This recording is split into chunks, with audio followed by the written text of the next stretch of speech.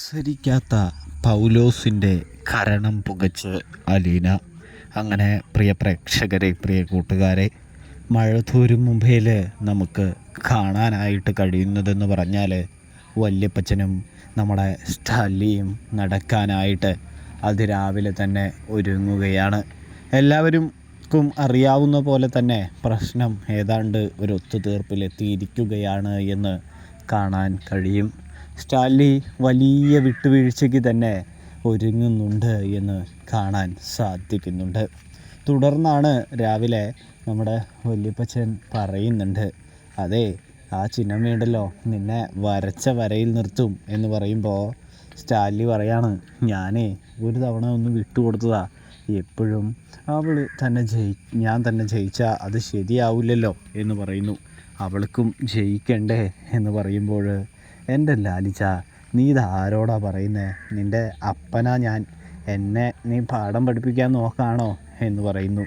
ഇതുവരെയും ആരുടെയും മുൻപിൽ ആരുടെയും വാക്ക് കേൾക്കാത്ത നീ ഇപ്പോൾ അവളുടെ മുൻപിൽ തല കുനിച്ചിട്ടുണ്ടെങ്കിൽ, അവളുടെ ആദ്യ സമരത്തിന് തന്നെ തല കുനിച്ച് നിന്നു കൊടുത്തിട്ടുണ്ടെങ്കിൽ, സത്യം പറയാമല്ലോ, നിനക്ക് അവളെ ഭയമാണ്. അവൾക്ക് വേണ്ടി നീ എന്തും ത്യാഗം ചെയ്യും എന്ന് പറയുന്നത് കാണാൻ സാധിക്കും. ഇതേ സമയം ഒന്ന് പോവാപ്പച്ച, ഈ സ്റ്റാൻലി ജോസഫ് അങ്ങനെയൊന്നും ആരുടെ മുൻപിലും അടിയറവ് പറയില്ല എന്ന് പറയുമ്പോൾ, ലാലിച്ച, നീയേ എൻ്റെ അടുത്ത് നിൻ്റെ വിളച്ചിലൊന്നും വേണ്ടാട്ടോ എന്ന് പറയുന്നു. അല്ല, കുറേ നാൾ ഈ നടക്കലൊന്നും ഉണ്ടായില്ലല്ലോ, എന്തു പറ്റി എന്ന് ചോദിക്കുന്നത് കാണാൻ സാധിക്കുന്നുണ്ട്. അപ്പോഴാണെങ്കിൽ നമ്മുടെ സ്റ്റാൻലി ആണെങ്കിൽ പറയാണ്, അത് പിന്നെ ഞാനിങ്ങനെ നടന്നപ്പോഴേ എനിക്ക് പഴയ ഒരു ഊർജം തിരികെ വന്ന മാതിരി. 5-6 വർഷങ്ങൾക്ക് മുമ്പല്ലേ ഇങ്ങനെ നടന്ന് എക്സസൈസൊക്കെ ഇങ്ങനെ ചെയ്തത് എന്ന് പറയുന്നു. അതുകൊണ്ട് തന്നെ മടിയനായി, ഒരുപാട് സ്ട്രിക്റ്റായി, മനസ്സൊന്നും അത്ര ശരിയല്ല എന്ന് പറയുന്നു. അപ്പോൾ ഇതൊക്കെ ഒന്ന് ചെയ്തു കഴിഞ്ഞാൽ ശരിയാകുമെന്ന് പറഞ്ഞു എന്ന് പറയുന്നു. അത് കേട്ടതും, ആര് പറഞ്ഞു? നീ നിൻ്റെ ഇഷ്ടത്തിന് ചെയ്യുന്നതല്ലേ എന്ന് ചോദിക്കുന്നു. അലീന നിന്നോട് പറഞ്ഞോ ഇതൊക്കെ ചെയ്യാനായിട്ട് എന്ന് ചോദിക്കുമ്പോൾ, അങ്ങനെ പറഞ്ഞൊന്നുമില്ല, നടന്നു കഴിഞ്ഞാൽ പ്രായം കുറച്ച് കുറയുമെന്ന് പറഞ്ഞു എന്ന് പറയുമ്പോൾ, അപ്പോൾ നീയും ചെറുപ്പക്കാരനാവാനായിട്ട് ട്രൈ ചെയ്യുകയാണല്ലേ എന്ന് ചോദിക്കുന്നത് കാണാൻ കഴിയും.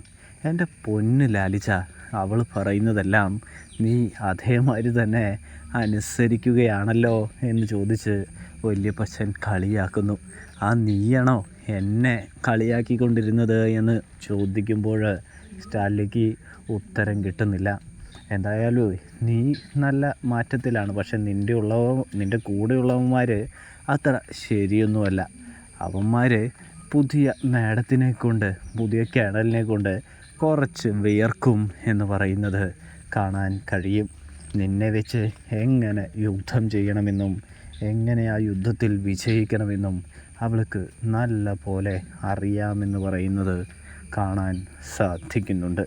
എന്തായാലും നിൻ്റെ ആ പൗലോസില്ലേ, അവനോട് ഒരു പൊടിക്ക് അടങ്ങി നിന്നോളാൻ നീ പറഞ്ഞേക്കാനായിട്ട് പറയുമ്പോൾ, അപ്പച്ച, ഞാനെല്ലാം പറഞ്ഞിട്ടുണ്ട് പൗലോസിൻ്റെ അടുത്ത്. പൗലോസ് ഇനി യുദ്ധത്തിന് പോയാൽ എന്തായാലും പ്രശ്നമാകുമെന്ന് പറയുമ്പോൾ, അല്ലേലും അവൻ എന്തിനാണ് യുദ്ധത്തിന് പോകുന്നത്? അവൻ്റെ സാറിൻ്റെ മോളല്ലേ, അപ്പോൾ അവളെ അനുസരിക്കേണ്ടത് അവൻ്റെ കടമയല്ലേ, ഉത്തരവാദിത്തമല്ലേ. അവൻ അനുസരിച്ചില്ലെങ്കിൽ അവൻ എന്തായാലും ജോലിയിൽ നിന്ന് ഈ ജോലി മതിയാക്കി പോകേണ്ടി വരും. ചിന്നമ്മ അവനെ പറപ്പിക്കുമെന്ന് പറയുന്നത് കാണാൻ സാധിക്കും.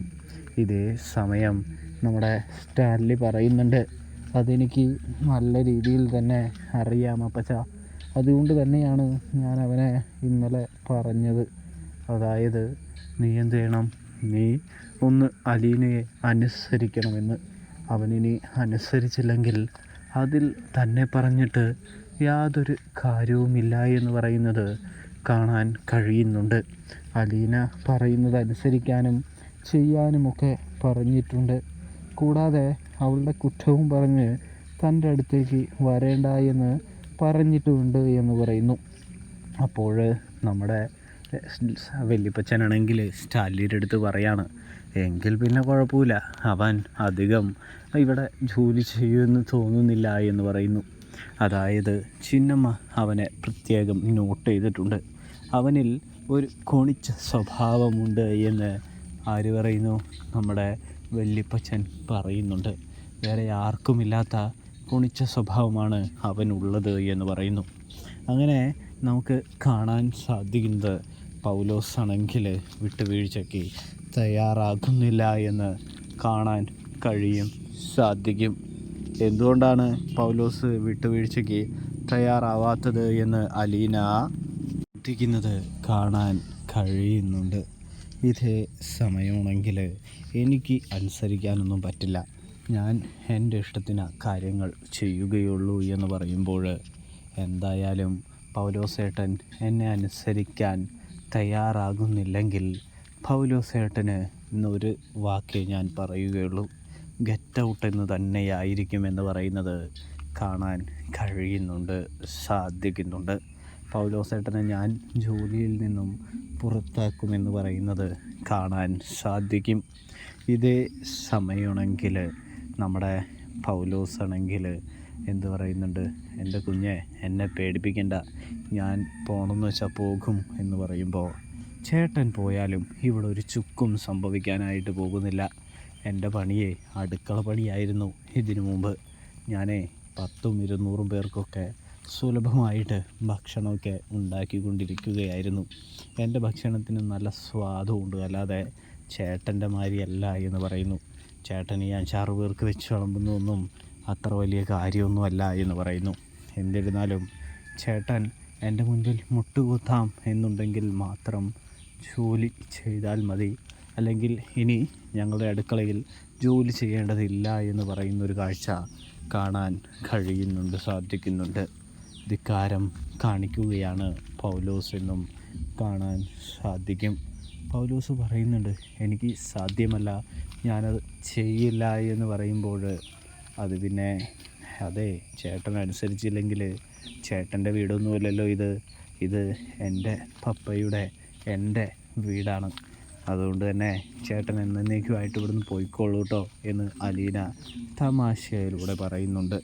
ഇതിനിടയിൽ റീത്തയെ വിളിച്ച് അലീനയെ പുറത്താക്കാൻ പറയുന്നത് കേൾക്കുന്ന അലീനയാണെങ്കിൽ പൗലോസിന് നേരെ ആഞ്ഞടിക്കുകയാണ് എന്ന് കാണാൻ സാധിക്കുന്നു.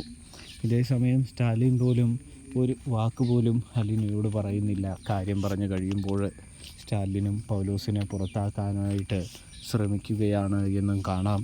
അപ്പോൾ റിവ്യൂ ഇഷ്ടപ്പെട്ടാൽ സബ്സ്ക്രൈബ് ചെയ്യാൻ ശ്രദ്ധിക്കുക.